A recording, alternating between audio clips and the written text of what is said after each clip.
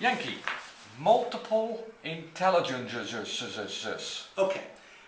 Most people, when they hear about an alternative to IQ, think of Goldman, who is very famous for his emotional intelligence books. But actually, he borrowed a lot from previous masters. And one of those masters is a guy called Howard Gardner, who wrote a book quite a while back called Frames of Mind.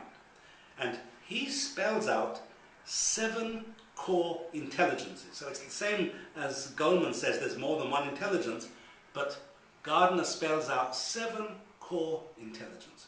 Okay, relevance to business. Okay. Why is this relevant? Well, it's very interesting, but why is it relevant? No, absolutely.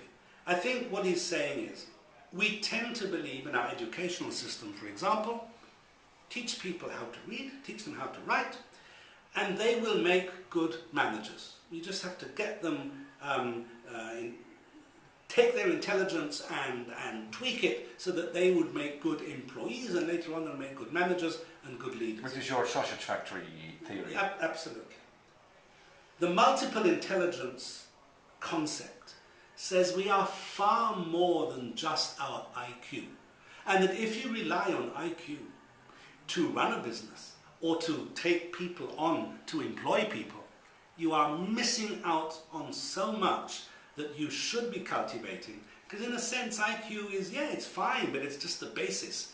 But the real world of decision making and of risk taking and of running and starting and running a business is to do with your multiple intelligences. Ignore those and your business is doomed. Okay, I think you wrote a blog about this, so people can look up the 7 intelligence. They can. Just very quickly, there's linguistic intelligence, logical mathematical intelligence, musical intelligence, body intelligence, spatial intelligence, interpersonal intelligence, and intrapersonal intelligence. But what's so fascinating is that years after he wrote about these 7 core intelligences, people contacted him and said, but there are other intelligences. What about naturalist intelligence, the ability to recognize... Sorry? The ability to run around naked? Not that sort of naturalist, but the ability to recognize, categorize and draw upon certain features of the environment, as in nature. Spiritual intelligence, a lot of talk about that in recent years. Existential intelligence. And moral, ethical intelligence.